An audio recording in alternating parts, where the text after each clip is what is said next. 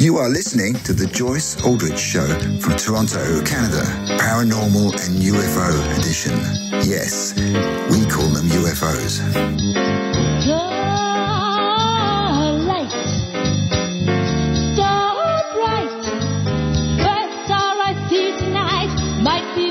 Some unknown light, hovering a bit too low tonight. The lightning sheet, lightning with a balloon, or something strange out of a five-side cartoon.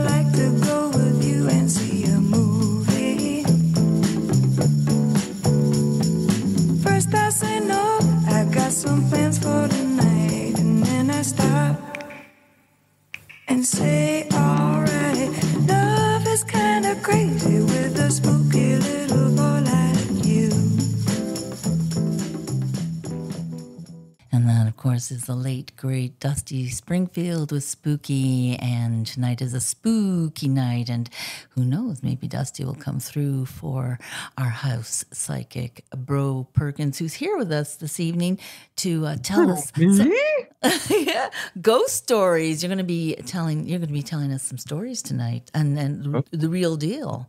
These aren't made up. Spooky little boy like me. Yeah, you're pretty spooky. Yeah, spooky.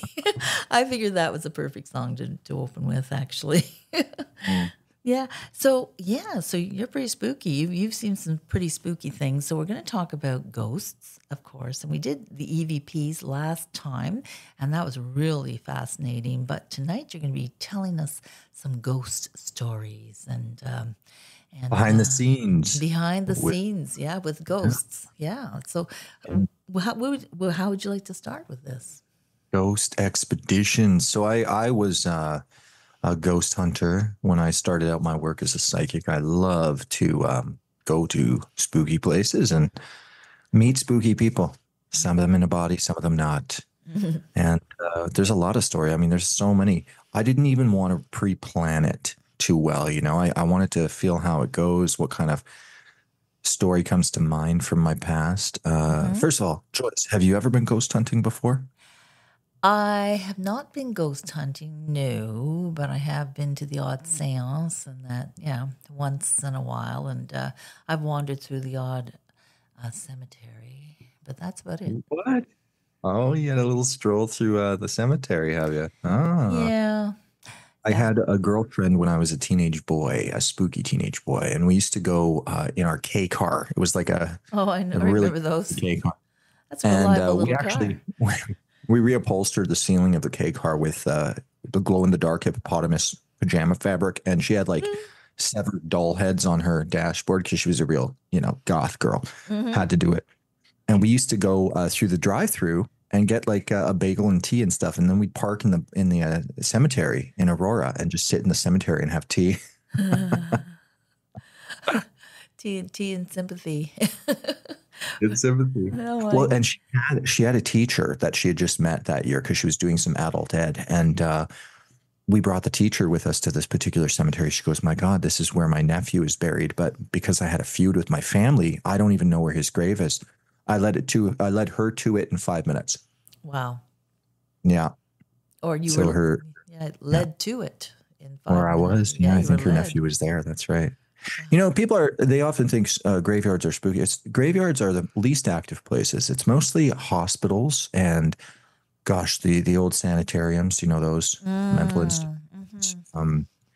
And surprisingly enough, just normal homes, just people's private homes, because a lot of people will be very attached to their home when they die, and if they haven't moved on, they'll haunt it. Or the other thing, people have their homes built on top of people who are very attached where they're buried, and that also happens. That's very true. Yeah. So you were going to talk a little bit about the real how to determine what a real ghost is. Hmm. What isn't? Am I going in the right direction here?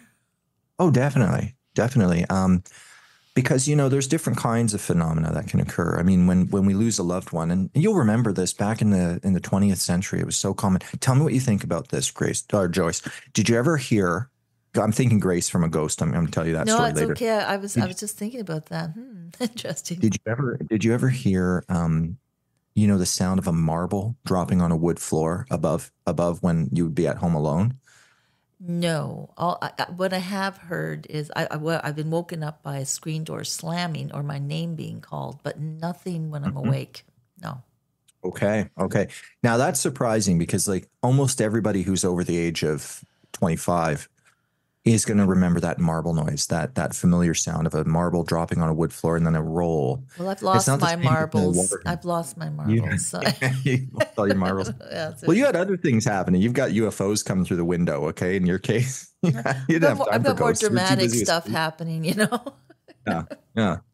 Well, so we'd have that happen a lot, and it stopped. It stopped in the early 2000s. You just don't hear that noise anymore, and I think the reason for that is in the 1800s and early 1900s, a lot of children played with marbles. That was a thing, and so you'd hear always when you're home alone in the 20th century. I mean, I lived in several houses where I heard the same noise, just marbles dropping on the floor upstairs when you're home alone. And then right after a loved one died, do you remember the telephone would ring and nobody would be on the line? I've heard about that. I Yeah. haven't experienced it myself, but yeah. It's less common now again because We have have digital. digital technology. Yeah. And the spirit people can't, get finagling with the cell phone very easily. Although I was doing a reading for a woman the other week and her son had passed away. And she had me coming through her work phone, which was an Apple phone, which she didn't really know how to use that well. Right. And she was recording me on her normal cell phone. And I said, well, your son is going to activate lights and he's going to do something wonky with your phone in a little while. Huh. She goes to pick up her work phone, the Apple phone, which she doesn't even know how to operate. And the flashlight had turned on by itself. Wow. And she's trying to figure out how to turn it off. And she doesn't even get to touch the screen. It just turns off by itself as soon as she tries. I said, see, he did it right now. Yeah. So spirit people can finagle with our technology. But that's just our loved ones visiting us usually. Ghosts are a different phenomena. A lot of times in a haunting, you're going to hear, well, a big one is footsteps. You're going to hear a lot of like thuds and footsteps, things walking around. My father, and we were just out to lunch the other week, and my father actually lived in a haunted house up in Brecon. Wow. It was built, it's a beautiful home, and he lives across the street from it now. He's moved, but we spent a lot of family time there after my mom passed, and he bought it off of a brain surgeon in Brecon, and this brain surgeon's wife ironically had brain cancer, and she died in that home. And he would leave that poor woman alone in a hospital bed in the living room for like days while he had an affair with his secretary. Oh dear. That's why I'm not going to say the name because he's still around. Right. And from the moment my dad moved in, there was all kinds of strange phenomena. Like one time we were all sitting outside in the summertime, and both my cats like to sit in the screen porch area and kind of be around us. They weren't allowed outside, of course. So I could see my cats. They were right there, and we were all sitting outside, and there was no windows open because it was air conditioned. We didn't want to. And a big crash comes from inside the house, huge crash. And my dad and I jump up and we run inside. We go up to his bedroom. I don't even know why we thought to do this. This is the other weird thing. We just knew it was the bedroom somehow. Right. So he had a fireplace in the corner, and all of our family photos, everything was up there. Well, it's as if someone had taken their forearm and just right across through all of the pictures on the floor. And there was a table beside his bed, which used to be by my mom's bed. And it's a statue of an angel holding up the glass tabletop. The table had tipped over by itself. Oh my goodness. And that was just one thing. And stuff like that would happen constantly in this house. I was there with my ex, who was another psychic, and on Christmas Eve. And my dad, his girlfriend were out. We had the house to ourselves. We're up in the bedroom, and suddenly you could hear banging and boxes flying around downstairs, and thinking to myself, what the hell? And the cats are both with me on the bed again. And so my ex goes, gosh, it's kind of terrifying. I'm like, you're a psychic too. You're not supposed to be scared. What is this? So I get up and I go downstairs, and I still can hear the boxes being flung around in the mudroom, which was almost directly below the bedroom I was in. Mm. Soon as my toe hits that bottom step, it goes dead quiet. And I go in and look in the mudroom. Nothing was there. Everything was in perfect order. Except that day, my dad's girlfriend had packed up some of my mother's things to give to me, to take as mementos. And it was very interesting. So we could never quite tell if it was my mother, but I don't think it was, Joyce, because there was something almost antagonistic I was about going to the say thing. it sounds like an angry ghost, and even almost not poltergeist like, but definitely angry. Yeah.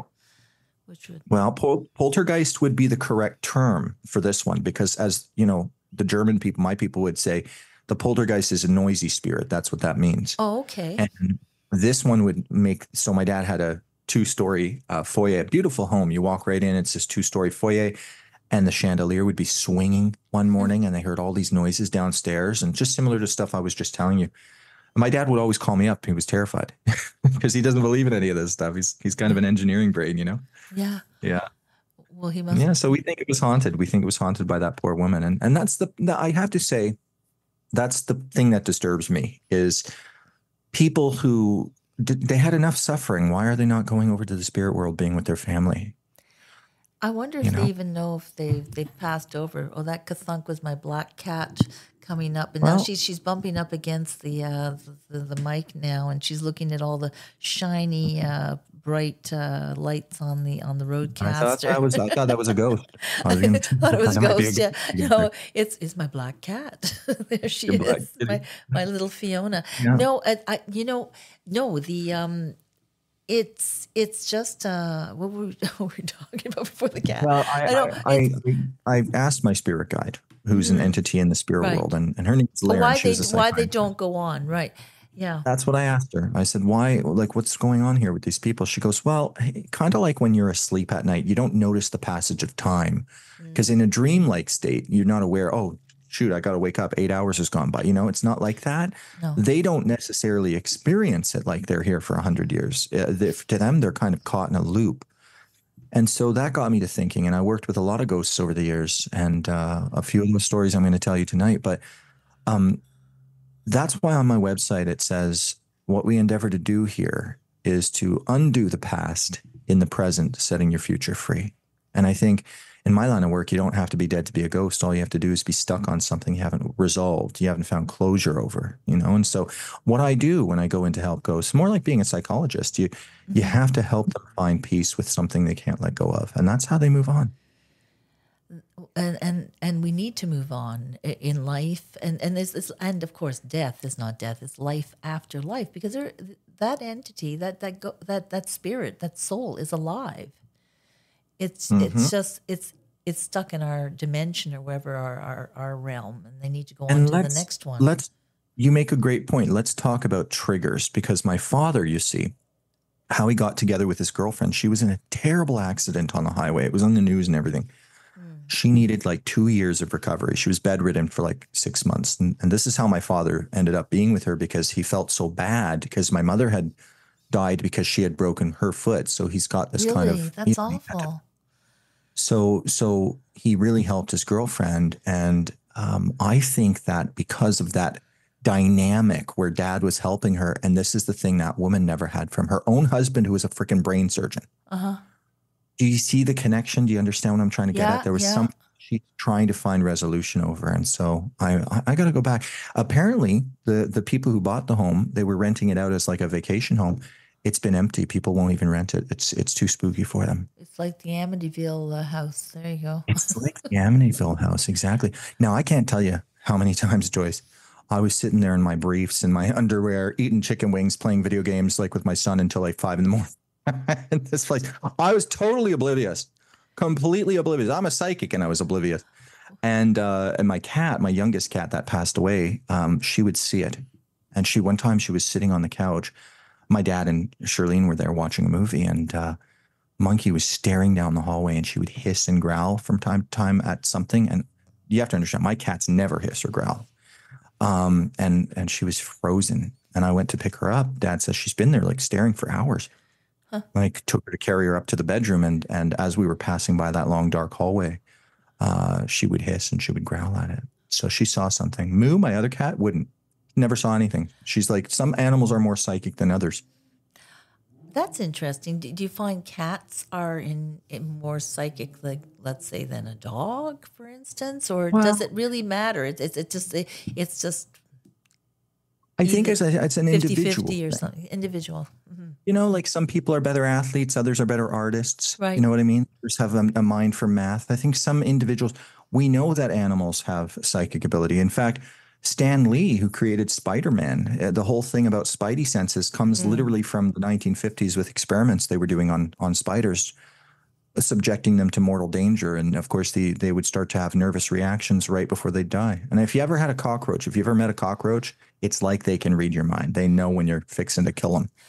They start to scurry around. Oh, they're horrible. Well, I did have an experience like that in an apartment I lived with. You remember that chalk that's now banned? You know, you used to draw it around, you know, on your pipes and everything, and it would kill the cockroaches, keep them away. There was a cockroach on my sink in my bed, in my bathroom, and I had drawn a line around it, and it couldn't get away, and it actually got up on its hind legs and just looked at me like, "Are you kidding me?" Yeah. Man, yeah, they're smart little critters. That's for sure. Well, they're older than us, and they'll be here after us. Anyway, but so ghost stories. Let's get into some more ghost stories. This is fascinating. Ghost stories. Yeah. So those are some of the personal ones that I didn't even have to go looking, you know. No, just there. Touched my family. But I had, so Grace, you know, I there's a Much Music special on YouTube that I've uploaded, and we can also put a link to it, I guess, with your show if you're so Absolutely, sure. curious too. And back in 2003, I was asked by a family that lived down in Goderich, Ontario, beautiful, beautiful town, to come because there was a lady who was renting an apartment in this Victorian mansion, and on the main floor, she had her hair salons. It was a gorgeous home. And of course, there was something there. And the rule of thumb always is don't tell me anything. Same when you're getting a reading with me, you're not allowed to tell me anything about yourself or why you're having a reading. Right. So I told her to keep it all secret, confidential. And so I pulled up. Now, at the time, my friend Amanda Walsh was a VJ on Much Music. So she had caught wind that I was going to go and do this. And she goes, well, why don't we talk to Much Music, maybe do a show, like do a Halloween special. So we did. We roll up in a van in September of 2003, a Much Music van, and we go into the house. But before we did, we were just collecting B-roll footage around the outside, doing a walk around. And I had told the family, look, when we come to investigate, you can't be here. You got to go. We need the house to ourselves to do a proper investigation. And we're catching B-roll. And Amanda goes, oh, I guess the family's still home because we see this little girl peeking out behind a curtain at us through the window. Right. Doing this. And sure enough, she's got a little bonnet on and everything. We're like, what? So we go inside. The house is empty. And that's what we knew right away. And we got that on the B-roll. And you can even see the curtain move and everything. And she does this really creepy thing where you can see the little girl's silhouette. She kind of floats up as the curtain closes in the window. There's no way. There's just no way. We'll definitely post that. That'll be really great to see. Yeah, that's the thing. They can also make themselves seen. Like, how do they do that? Yeah, we call that a full-bodied apparition. I've seen a couple of those in my day. But that little girl, she was a sweetheart. Her name was Gracie. And I remember saying and we had a skeptical producer with us at the time. Never gone through anything like this before. So I'm doing my reading on the house. I'm pulling in this name, Gracie L. GL. He goes into the town records when he's producing the show afterwards. He finds a death certificate attached to that property for a 4-year-old girl named Gracie Lawrence Dark. Wow, so she hadn't moved on either. Nope. And we caught an EVP, like in our last episode where we had the voices of spirit. We caught her screaming on the EVP, little girl shriek. Oh. She was looking for her dad and her mom. And so what I had to do, when I found out where she likes to stay in the house, which is the attic. And in these old homes with these old attics, it's like there's a flight of stairs that takes you on the 3rd floor up to the attic space. And it was beautiful. It even had an old bird cage in it. Oh. Joyce. It's exactly what you would imagine an attic. Iconic. Yeah.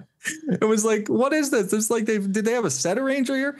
And so we get up there and we did a seance in the attic. And just as we start the seance, a lightning storm starts to roll in off Lake Erie. It was just Of course. amazing. They It was a call beautiful night. Pathetic Mhm. fallacy is what that's called. So amazing. Yes. Well, and that's the thing. What's different with what I do, as opposed to, you see the ghost hunting shows and everything with these usually fat, bearded men that yell at the spirit people. I'm a fat, non-bearded man. I just go in and I try to help them. I always help them. And this little girl, she got to go home with her grandmother. Oh, that's in good the spirit world. news. That's good news. Yeah. No. So that was in Godrich. Have you ever gone overseas to England or anywhere like that where there's lots of Not yet. Not yet. Not yet. Now, you as a fellow cat mom, cat parent, I can't really travel because I can't leave Moo. I wouldn't be able to do that. That's But true. she is 17 this year, and I've decided I'm probably not going to get any more pets after this. I can't top my cats. I mean, my cats have been the best. And my mentor, Suzanne, who is actually the mother of Amanda Walsh, that VJ, Suzanne was a teacher of mine in high school. And the first time I met her, she made me stand up and do a psychic reading on her in front of the whole class. I was 13 years old, and everything I said came true. I told her, I go, okay, your aura looks a little yellow. That means you smoke.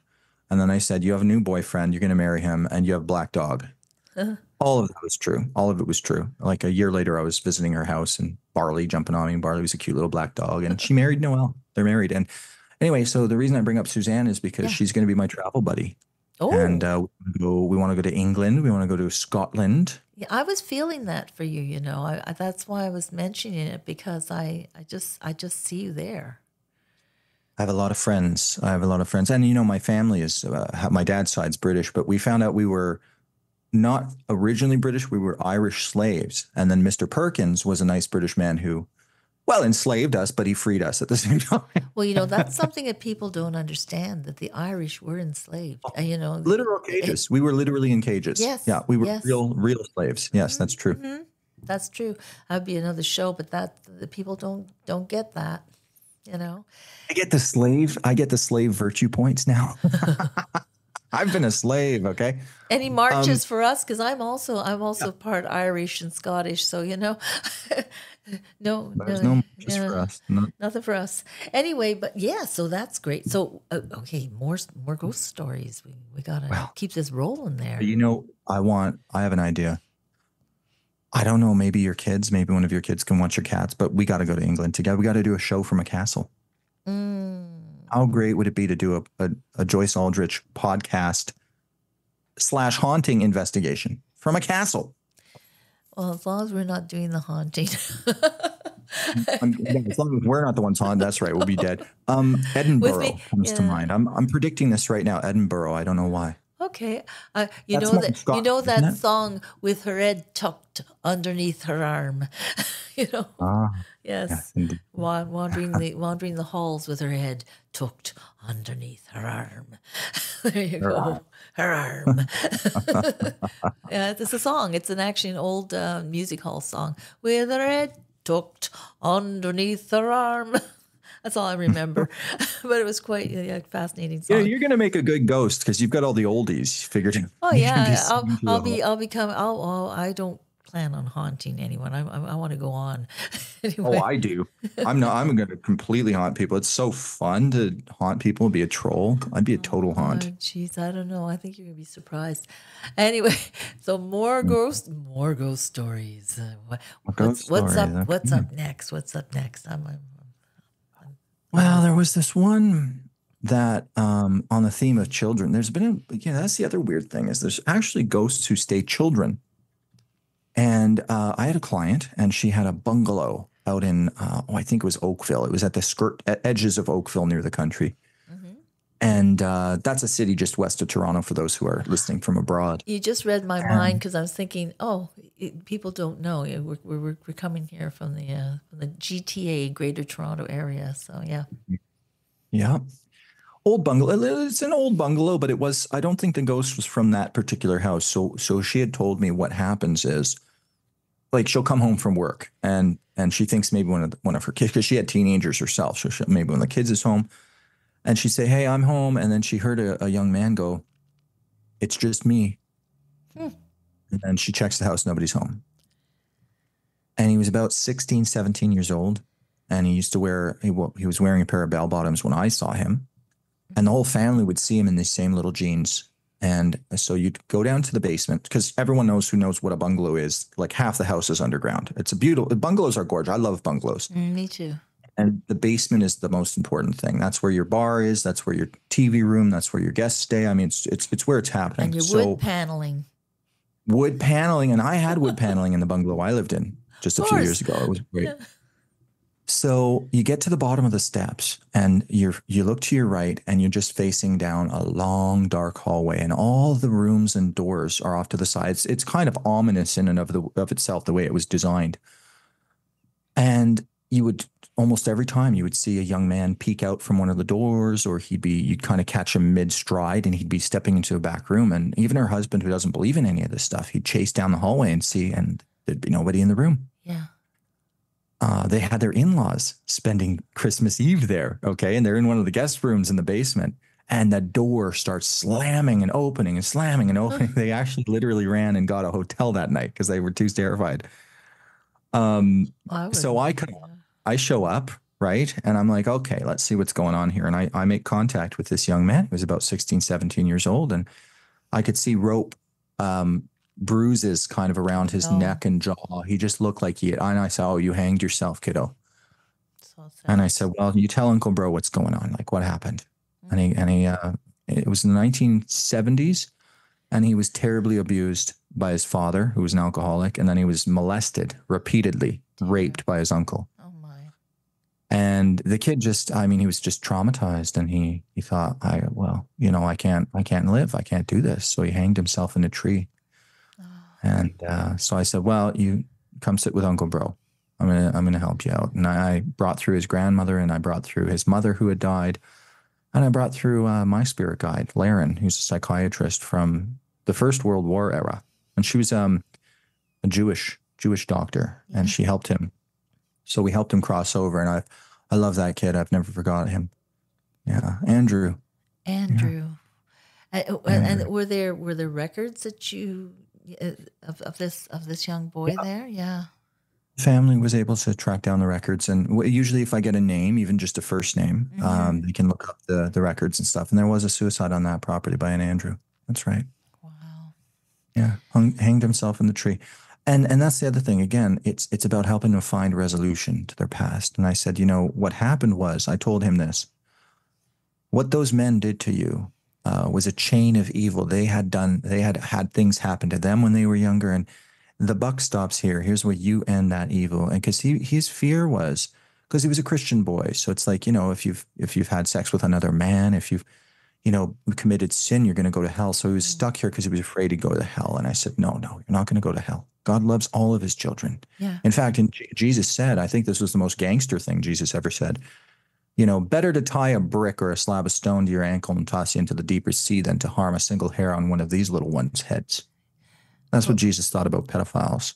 Well, I like Jesus. And people in general. Well, the thing is that the whole deal is that, this whole hell and damnation thing. And of course, we know that this is, we're doing this as a Halloween show. So it's really the Samhain, it's where the veil grows thin between the realms, and we're able to reach spirits supposedly, a little easier.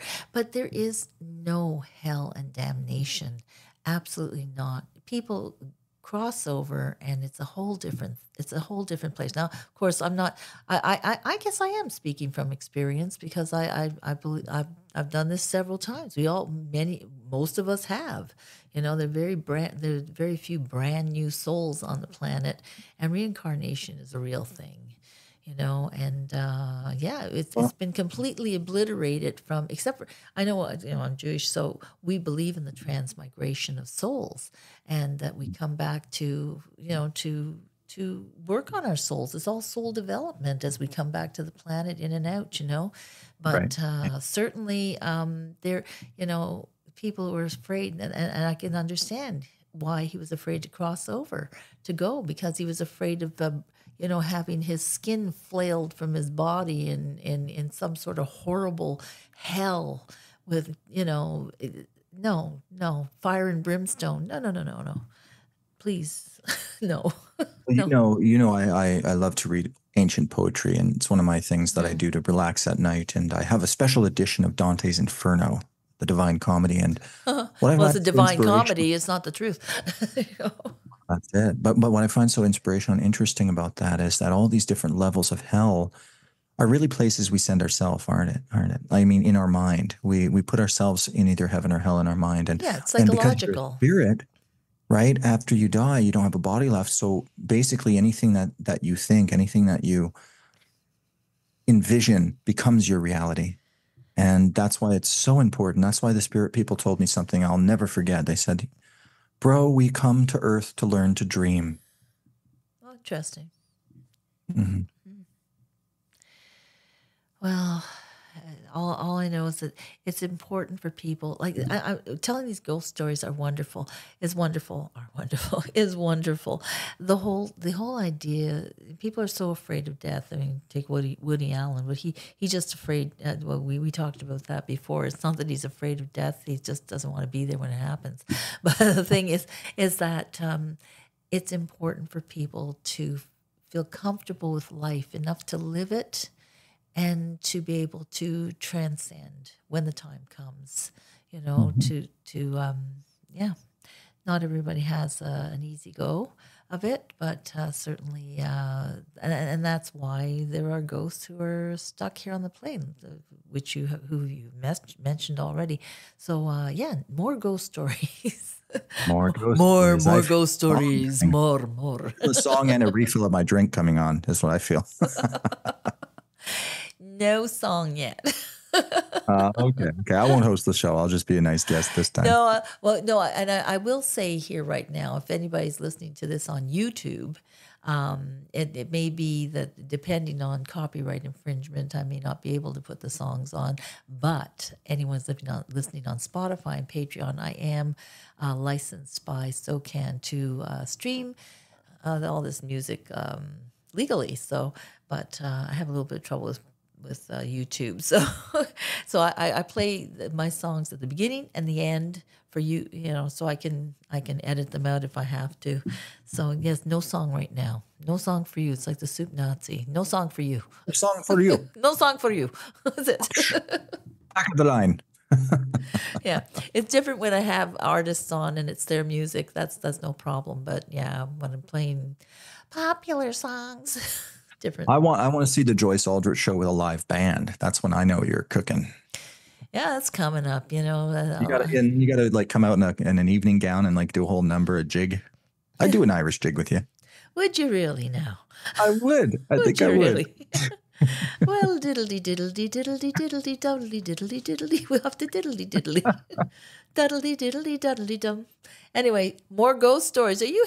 Did you want to go get something to drink? Or I do. Yeah, I need a refill to get my next ghost story going. A wee spot. Not to put some editing on you. I'll just be 1 second. I'll be right back. No problem. And we're back. Okay. You got your refill now. So let's see now. Another ghost story. What more? You've got a lot of them. I do indeed.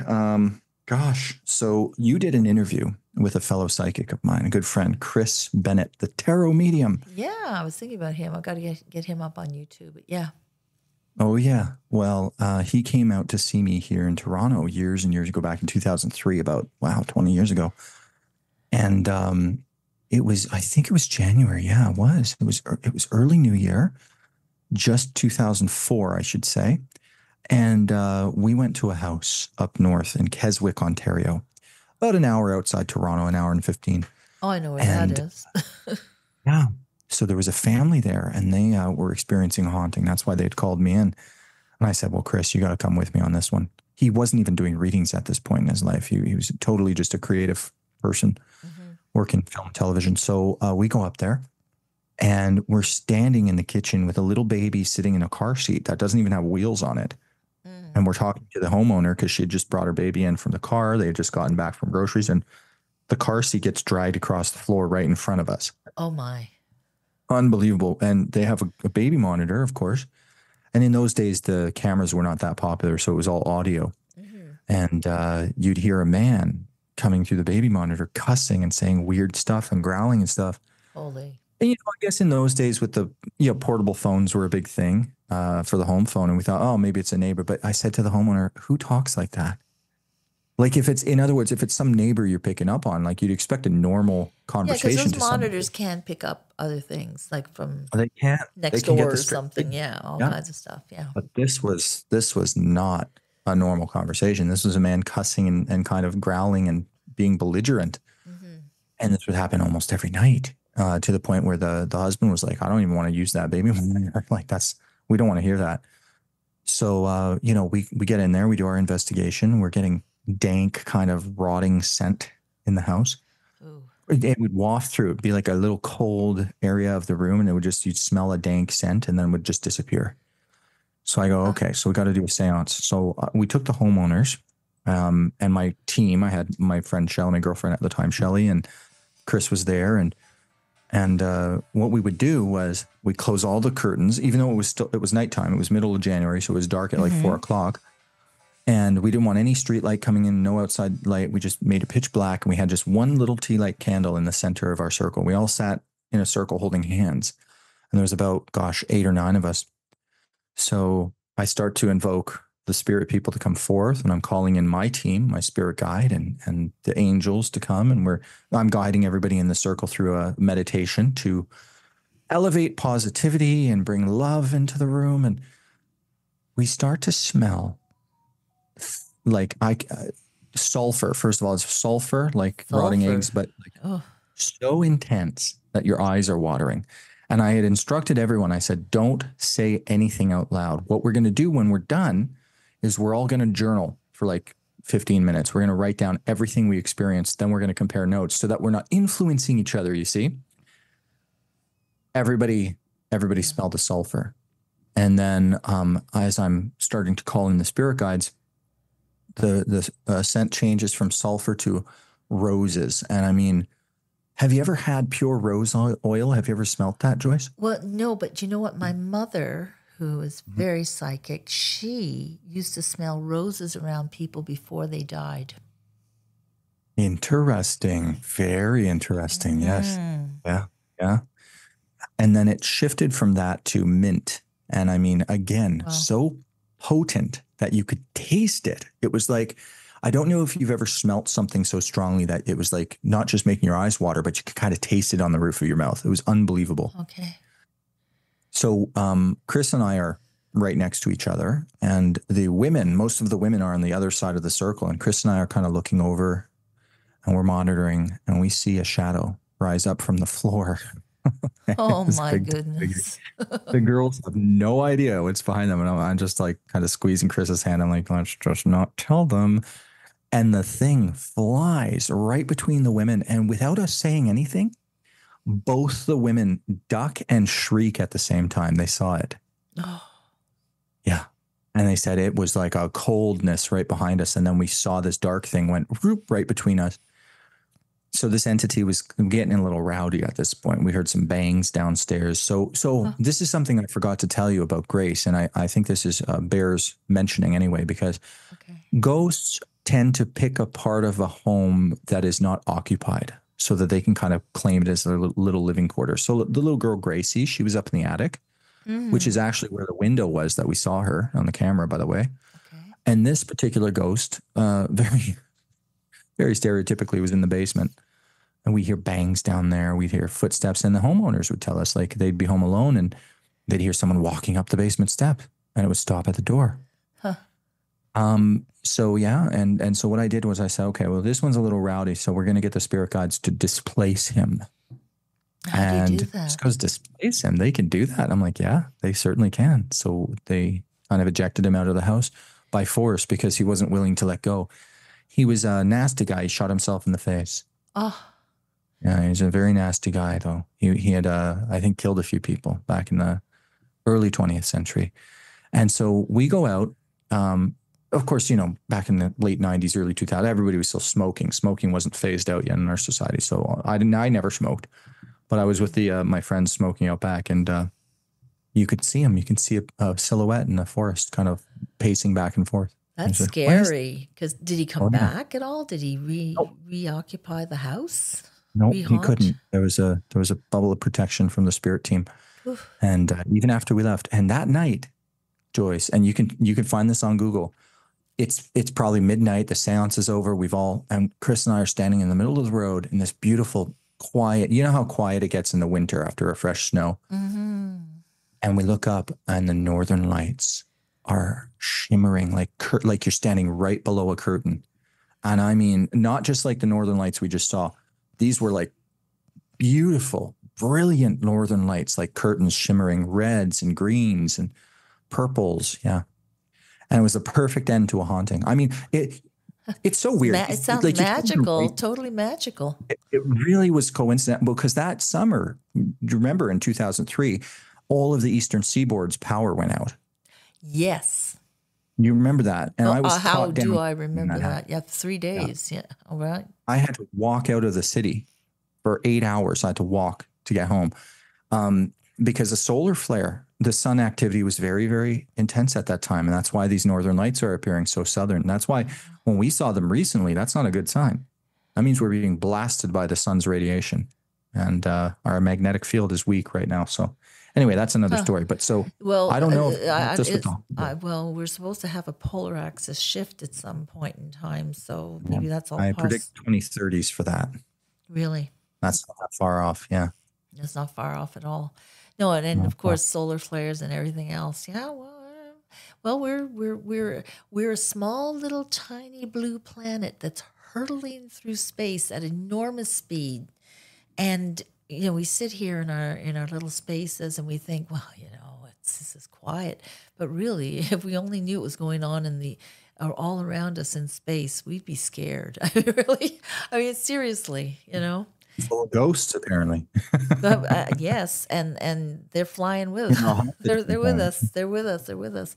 So where do we go? Where do we go? Where do we go? Where do we go? Where do we go?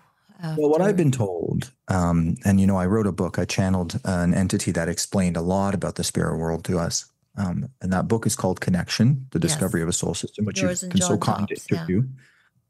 And it explained that one of the quotes in the Christian Bible where Jesus says, my Father's house has many mansions within it, is emblematic of the fact that we have different dimensions. And here on the physical earthly plane, when someone dies in a way where they haven't let go of their past, or they don't know they're dead, or something is keeping them attached, it's because essentially you still think you're physical. Mm-hmm. But when you let go and when you pass away in a peaceful manner, or at least being ready to go, because it doesn't always have to be peaceful. At least you could be ready. Well, yeah. People go I always said if I had to suddenly or choose, tragically. I'd be death by ice cream truck. I mean, I want to be run over by the thing. I mean, mid song too. I want to go out. I'm going to be right off to the heavens because I just don't think you could pay me enough to come back here. I'm not too pleased with this, but not that I don't appreciate life and I love people. You may reincarnate on another planet, in another realm, another dimension. Let's try the beta quadrant of the galaxy next time. Let's go to the beta quadrant. But there is a spirit world that is what I guess people would call that heaven. And I've been there. I've been there out of body, and it's the Summerland. And a lot of people actually have been there without realizing it, because if you ever have a loved one pass away or a pet, and you find yourself in an idyllic setting where the sun is golden and everything is beautiful and berries are growing and everything just seems idyllic, it's not just a dream, especially because most of your dreams you don't remember. And most of your dreams are kind of things that are happening in your day-to-day life. This idyllic place is the spirit world, and that's where we go when we let go, when we pass on. Well, it sounds good to me. I sure plant a lot of berries here in the garden, so I'm getting ready. But yeah, I find that the whole idea of life after life and continuing on is a wonderful thing. There are people who say, well, when you're dead, you're dead. What do you say to them? Boring. Well, I mean, I'm an evidence person. I'm an evidence person. And the thing is that I was one of those people when I was very young when I didn't understand what I was seeing, because I was always seeing spirit, but I thought, well, maybe this is just imagination, or maybe this is just what happened. But for me, Joyce, when I can look at a stranger and say, oh, your mother Edna just passed away from colon cancer, and she's here with us, and she's telling me that March is very important, and my client goes, well, that's my mother, and that is my birthday. And you have that happen 20, 30,000 times. Yeah, it's not like you Googled it. Well, I was doing this before Google was around. Well, first but of all. you know what I mean. It's not like you researched it before the people came in, like those movies where there's the charlatans, you know, and they find out everything about. Yeah, why would I? It'd be so boring. Jeez, it would just be so friggin' boring. I would love a job with benefits. That'd be nice, you know. Do you know on the tax code here in Canada, fortune teller is the same as prostitute? It literally is the same. Which is funny because it's kind of the two oldest professions, I guess. It's a cash business, baby. So the government thinks I'm a very successful lady of the night. Yeah. Another ghost story, please. All right. On that note. Give me a second. There was one that I was actually thinking about and I forgot completely. I've been trying to recall it for the last 2 minutes because it was actually going to be a good one. It would dovetail into something else I was talking about, but let me think anyway. Let me have a little sip of Rooney in my bevy. Yeah. And of course, for the people know that they should go to your website if they want to book a reading. Of course, they want to book a reading. And that would be broughperkins.ca. That's BROUGHPERKINS.ca. And yeah, absolutely book a reading because I think you'll. This is a reading is important, I think, and astrological charts and things like that. These are all in place for us to help ourselves on another level. And they really help, you know, it's not witchery or anything, although, you know, this is Halloween.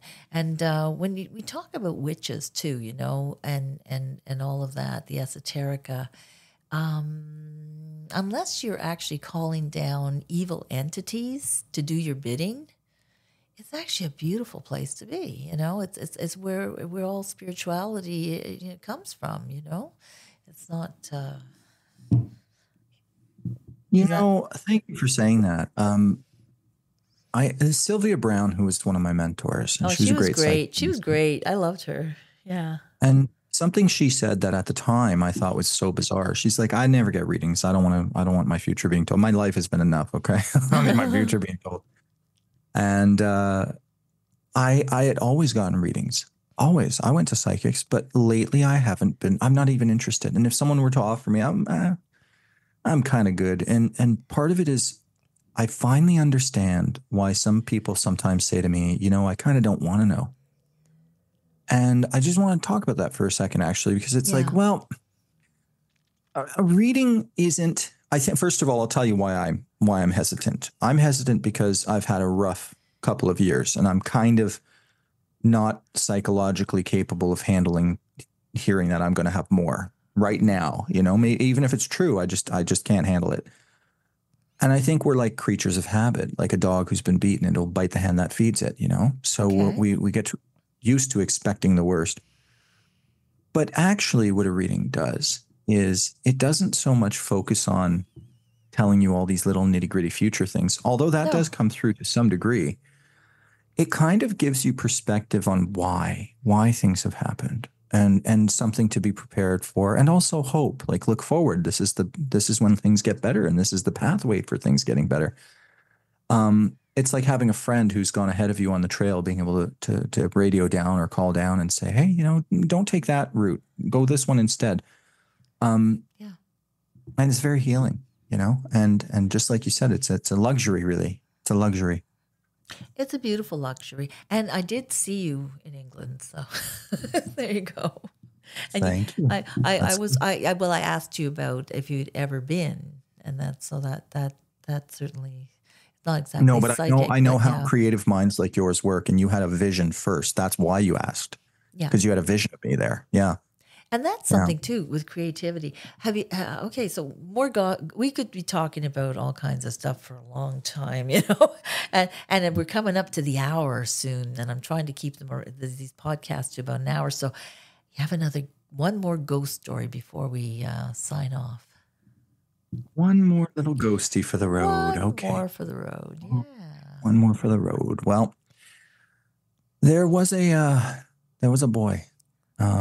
I don't know why all of the young ones today. Strange enchanted boy. There was a boy, a very strange enchanted boy. Is that the one? No. Me? That one's me. I'm talking about my dead boy, my ghosty boy. Well, he had hanged himself. Another one. And this one actually was gay, and he wasn't molested. He just hanged himself, and he thought, well, I can't live a life like this. And he was only 17 years old, very much like the other boy.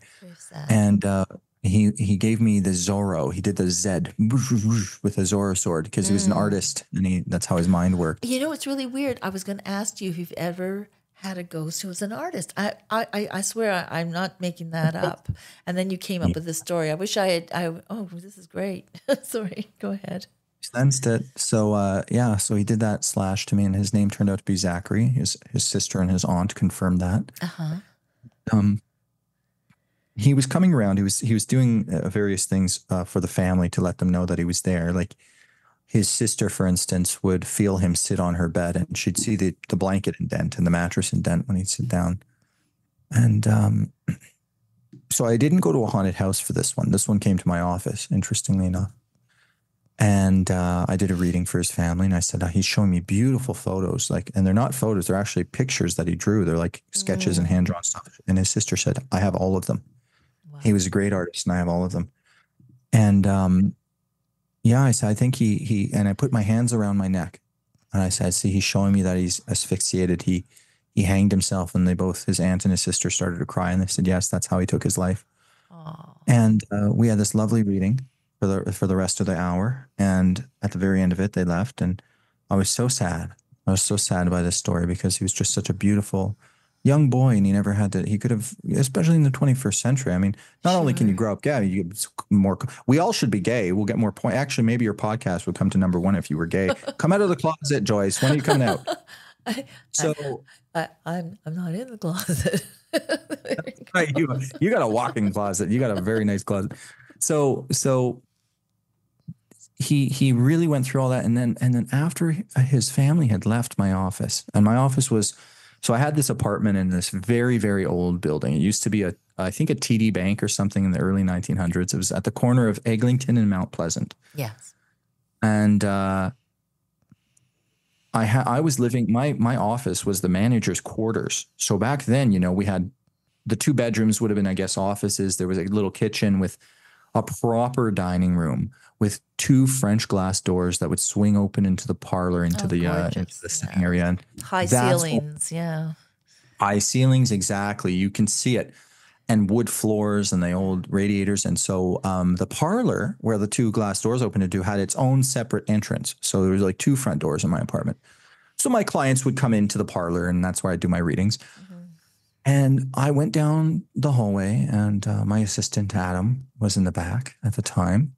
And he's like, why do you look so sad? I'm like, do you need a business card, Adam? Okay. You've been working for me for 3 years. Huh. Okay. I look sad. So he goes, calm down. I'll make you a cup of tea. And we're sitting there, we're watching a movie, and we hear footsteps coming down the hallway. Creak, creak, creak. Both my cats are in bed with us. Footsteps coming down the hallway. Because I would make my assistant sleep in my bed with me. Okay. This is normal. He's hired staff. I'm not gonna Michael Jackson. Everything's good. I think he Michael Jackson me a couple of times. Anyway, it's not a family show. Hey, that's a different story. Yeah, it's a different show. So we hear the footsteps come down, and they stop right at the door. And my God, Adam looks up. He's like, "Okay, now I'm getting a little creeped out." And so he takes off and he leaves me. Oh, thanks, Adam. What a hero. Leaves me there alone with the ghost. Now, about 2 years goes by from this moment, and I'm sitting in my same office. I'm still in the same place. And this gentleman is sitting on my sofa in the parlor, and I'm doing a reading for him. Yeah. Zachary shows up. And I look to my side and I say, Zach, kiddo, I have to do a reading here. I don't have time to talk to you, but stick around. I want to talk to you after. The man leans forward and he's wearing a business suit. He goes, do you want to come again? And I said, oh, that's just Zach. He's a spirit person who I'm close with. He's important because all the kids who die are my kids. I feel like they're my kids. Yeah. And the man goes, bro, I went through painstaking effort to conceal my true name from you. I called you from a payphone to book the reading. I gave a different email address. I mean, there's no way you know who I am. I'm Zach's father. This is 2 years later. Oh my goodness. And he came through and he gave all these wonderful things to his father that day. And well, that's tingles. That's tingles. Well, on that note, thank you for those wonderful stories. I'm going to go out with the 2 songs now. Those are wonderful, marvelous, and for anyone who doesn't think there's life after life, there sure is, and we can look forward to it. Not go for it. We have to make the most of this life and do our best to do the right thing. It's a guaranteed destination and a free trip, kids. There you go. So you're going there. Exactly. So I'm gonna go through a couple of songs. The first one I'm gonna play is by Blair Packham. And do you remember the Jitters? Yes, I do. Yeah, well, Blair Packham was the lead. Yeah, he's a friend, and he wrote a song called One Hit Wonder. And it's actually about, Bobby Pickett, who wrote Monster Mash. And that was his one hit wonder. So I'm going to play one after the other because it tells the story about how Blair was in a parking lot one day back in the 1992, and there he saw Bobby Pickett singing Monster Mash. So this is the story. And you did choice to pick the perfect songs, and here's another psychic moment for you, my friend. Mm-hmm. In my high school on the Lake of Two Mountains, Hudson High School, in this beautiful small town where Jack Layton actually went. Right. Every Halloween week, we would play this song, I think, on the school radio. Yeah. Monster Mash. Yes, we would. Yeah. Well, of course. But anyway, so One Hit Wonder, and by, of course, Blair Packham of the Jitters, and fabulous Canadian singer-songwriter. And we're going to play that. And the thing that he makes the point of is, hey, people may make fun of this whole thing about the Monster Mash song, but hey, who has a one-hit wonder? That's an amazing thing. So here we go with one-hit wonder, Blair Packham, and then we'll be following that with Monster Mash. Of course, go to Brough Perkins' website and book a reading, darn it. Book a reading. So here we go. I got one thing to say right before you go to the song. On my website, when you book a reading, if you use the code XMAS, XMAS, on the coupon section, you're going to get $40 off a reading. Oh, fantastic. Well, look at that lovely early gift you're giving people. That's fabulous. Thank you so much. So repeat that again. On the website, broughperkins.ca, if you enter the code XMAS, XMAS, in the coupon section, you're going to get $40 off of your reading. You could buy a reading for a friend too, or a family member. Oh, fantastic. Okay, so do that. Okay, so that's One Hit Wonder, Blair Packham. We're coming in. We're going to go out with these 2 songs and have a wonderful, a happy Halloween. Sam Hainwood, however you, All Saints Day on November 1st, I believe that it is. But it's when the veil is thin. And then we can tune in a little bit more and adjust your dial on your radio to pick up some spirits and maybe surprised, right, bro? Bro, you there? Yeah. Sorry, the spirits had me distracted. That's right. He's already gone.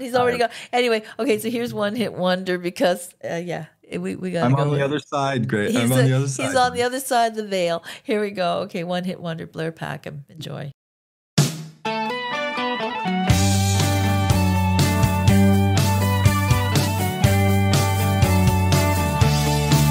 Imagine Bobby Boris Pickett in a parking lot, Sarasota, Florida. The evening air is not too hot. It's Halloween night, 1992. Bobby Boris Pickett with a pickup band, who are hoping just to make a splash. but thinking not tonight as they all shake hands and crank up the chords to the monster mash. 20 people or so glance up from their beers as Bobby is introduced. And for the millionth time in 30 years, the monster's revived and let loose. And they clap for the one-hit wonder, laugh at the tune they know, and they dance and they sing to the song that they first heard so many years ago.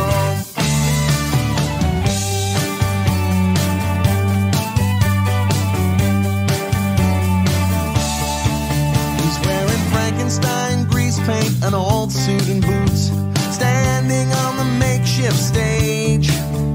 It's a nightmare gig and it's not too cute, but his rent is due, so Bobby bears down. Trying to feel out the crowd, he starts reminiscing as the band goes from bad to worse. Some moron yells out, "Hey, shut up and sing." So Bobby launches into the verse, fronting this band of mulleted boys who are younger than his son. Bobby shuffles his feet and finds his voice, and with knowing grins, the crowd sings along, and they clap for the one-hit wonder, laugh at the tune they know, and they dance and they sing to the song that they first heard so many years ago. Bobby will joke that it's all been a lark, but 30 years on, he's still trapped in the dark. His Hollywood gang, more famous or more dead, don't hang out with him no more, so Bobby gigs instead. And they clap for the one-hit wonder, laugh at the tune they know, and they dance and they sing to the song that they first heard so many years ago. And they laugh at the one-hit wonder. Well, what the hell have they ever done? Have they ever hit the heights and had a string of hits? Well, the one-hit wonder had a one. The one-hit wonder had a one. At least the one-hit wonder had a one. Goddamn, the one-hit wonder had a one.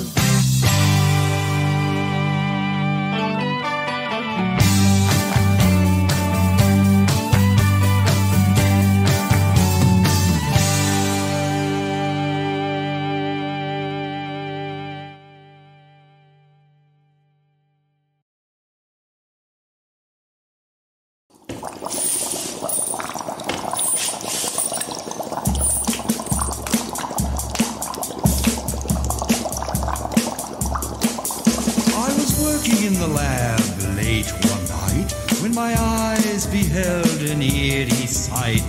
For my monster from his slab began to rise, and suddenly, to my surprise, he did the monster mash. It was a graveyard smash. It caught on in a flash. He did the monster mash. From my laboratory in the castle east to the master bedroom where the vampires feast, the ghouls all came from their humble abodes to get a jolt from my electrodes. They did the monster mash. It was a graveyard smash. It caught on in a flash. They did the monster mash. The zombies were having fun. The party had just begun. The guests included Wolfman, Dracula, and his son. The scene was rocking, all were digging the sounds. Igor on chains, backed by his baying hounds. The coffin bangers were about to arrive with their vocal group, the Crypt Kicker 5. They played the monster mash. It was a graveyard smash. It caught on in a flash. They played the Monster Mash. Out from his coffin, Drac's voice did ring. Seems he was troubled by just one thing. Opened the lid and shook his fist and said, "Whatever happened to my Transylvania twist?" It's now the Monster Mash, and it's a graveyard smash. It's caught on in a flash. It's now the Monster Mash. Now everything's cool, Drac's a part of the band, and my Monster Mash is the hit of the land. For you, the living, this mash was meant to. When you get to my door, tell them Boris sent you. Then you can Monster Mash and do my graveyard smash. You'll catch on in a flash. Then you can Monster Mash.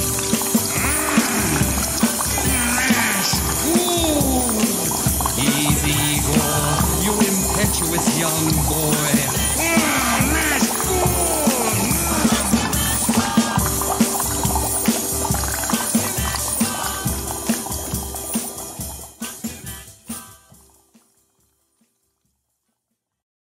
You are listening to the Joyce Aldrich Show from Toronto, Canada. Paranormal and UFO Edition. Yes, we call them UFOs.